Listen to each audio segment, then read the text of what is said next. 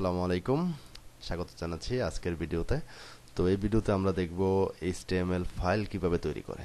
ওকে, so আমরা এখানে একটা ফোল্ডার তৈরি করছিলাম। আমরা চাইলে এইচটিএমএল ফাইলটা যে কোনো লোকেশনে তৈরি করতে পারি, সেটা এখানে ডেস্কটপ হতে পারে, কোনো একটা ফোল্ডারের ভিতরে হতে পারে।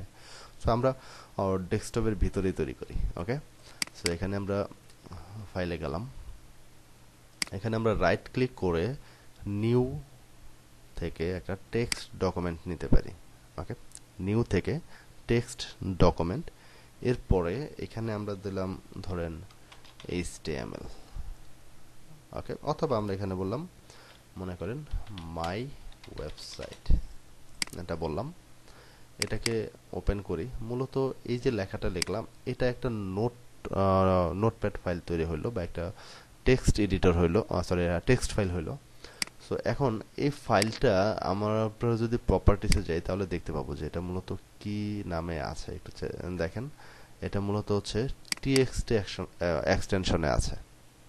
এখানে মেন যে বিষয়টা, সেটা হচ্ছে আপনার এক্সটেনশন। অর্থাৎ আপনি যখন এইচটিএমএল ফাইল তৈরি করতে যাবেন, তখন আপনাকে মাস্ট যে বিষয়টা থাকতে হবে, সেটা হচ্ছে এক্সটেনশনটা থাকতে হবে dot HTML instant of TXT. অর্থাৎ টিএক্সটি থাকবে না, জাস্ট এটা থাকবে ডট এইচটিএমএল।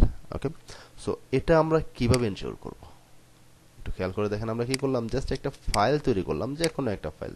আমি এটার নাম নিউ টেক্সট ডকুমেন্ট রাখতে পারি, নো প্রবলেম। বাট এটা আমরা প্রপার্টিসে যে দেখবো অ্যাকচুয়ালি এটা কি এইচটিএমএল ফাইল কিনা। না, এটা মূলত কি টিএক্সটি ফাইল। এখন এই যে আমরা রাইট ক্লিক করে প্রপার্টিসে বারবার আসতেছি, এটা আমরা চাচ্ছি না। আমরা চাচ্ছি না যে এখানে এসে দেখব। আমরা চাচ্ছি যে এই যে নামটা আছে, ফাইলের নামটা আছে, এটা মূলত কি ফাইল, এটা লাস্টে সেই নামটা দেখাবে।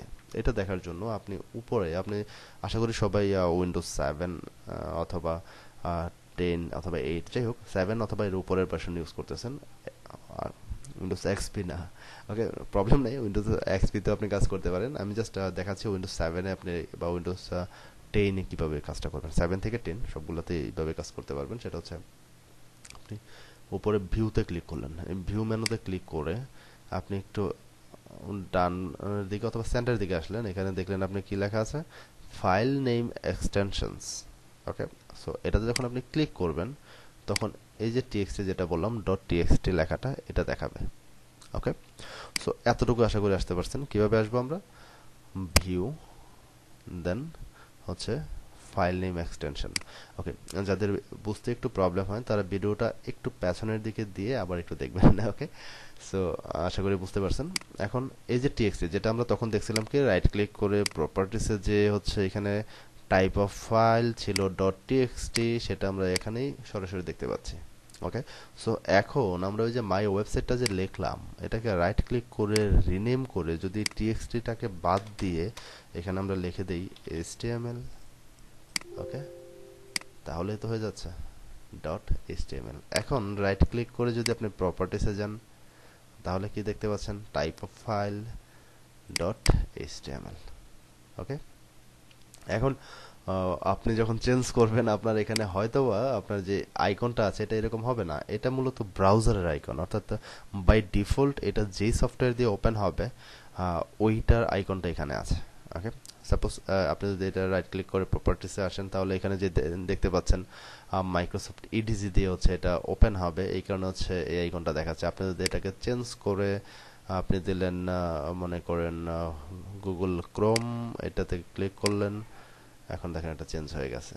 রাইট, অ্যাপ্লাই করে দেন, অথবা আপনি এটাকে চেঞ্জ করে আপনি মোর অপশনে যে নোটপ্যাড প্লাস প্লাস আপনি খুঁজে বের করলেন, ওইটা দিলেন, তখন আপনার নোটপ্যাড প্লাস প্লাসের আইকন চলে আসবে। আপনি ফায়ারফক্স দিলেন, তাহলে ফায়ারফক্সের আইকন চলে আসবে। ওকে, সো আইকন নিয়ে টেনশন নাই, বাট আপনাকে যেটা করতে হবে তা হচ্ছে এখানে দেখতে হবে আপনার যে ফাইল নেম এক্সটেনশন, এটা কি ডট এইচটিএমএল আছে কিনা। ওকে, সো আশা করি বুঝতে পারছেন কি করব। রাইট ক্লিক, দেন হচ্ছে নিউ টেক্সট ডকুমেন্ট, এবং রিনেম করার সময় এই যে এক্সটেনশনটা আছে, এটা সহ আমরা রিনেম করব। দিতে পারি মাই সাইট ডট এইচটিএমএল, এইভাবে লিখে দিব। এখন ওই যে ডট এইচটিএমএল, এটা কিভাবে নিয়ে আসবেন, ভিউ, ভিউ থেকে ফাইল নেম এক্সটেনশন। ওকে, সো এটা যাদের নাই, আমরা যাদের এটা অলরেডি হয়ে গেছে উইন্ডোজ 7 8 10 যাই হোক যারা ইউজ করতেছেন তাদের জন্য আশা করি হয়ে গেছে, তারা পরবর্তী ভিডিওতে চলে যেতে পারেন। আর যারা হচ্ছে উইন্ডোজ এক্সপি ইউজ করতেছেন তাদের জন্য আমরা যদি এখানে যাই স্টার্ট, এখানে আমরা লিখতে পারি কন্ট্রোল প্যানেল। ওকে, কন্ট্রোল প্যানেল ওপেন করতে পারেন। আশা করি কন্ট্রোল প্যানেল সবার মানে সবাই কন্ট্রোল প্যানেলে যাইতে পারেন। আপনি উইন্ডোজ এক্সপিতে কন্ট্রোল প্যানেলে গেলেন, যাওয়ার পরে এখানে আপনি যে ক্যাটাগরিটা আছে ক্যাটাগরিটাকে স্মল আইকন করে দেন। ওকে, স্মল আইকন করে দেওয়ার পরে আপনি এখানে যে বিষয়টা খুঁজবেন তা হচ্ছে আপনার ফোল্ডারের অপশন।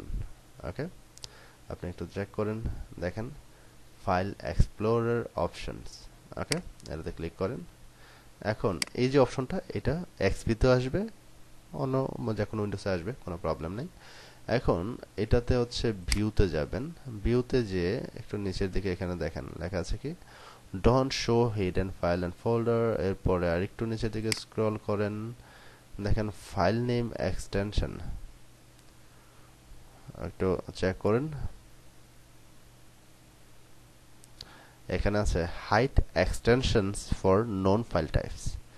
এটা মূলত আপনি যখন এখানে কাজ করবেন আপনি একটু চেক করে দেখেন এখানে কি বলতেছে, hide extensions for known file type. এটাতে ক্লিক করে দিলেন, যদি আপনাকে এটা ক্লিক করে দেন অ্যাপ্লাইতে ক্লিক করেন তাহলে হচ্ছে ওইটা হাইড হয়ে যাবে, বাট আপনারটাতে এটা অলরেডি ক্লিক করা থাকবে। আপনি এটাকে কি করবেন, এটাকে আনচেক করে দিবেন।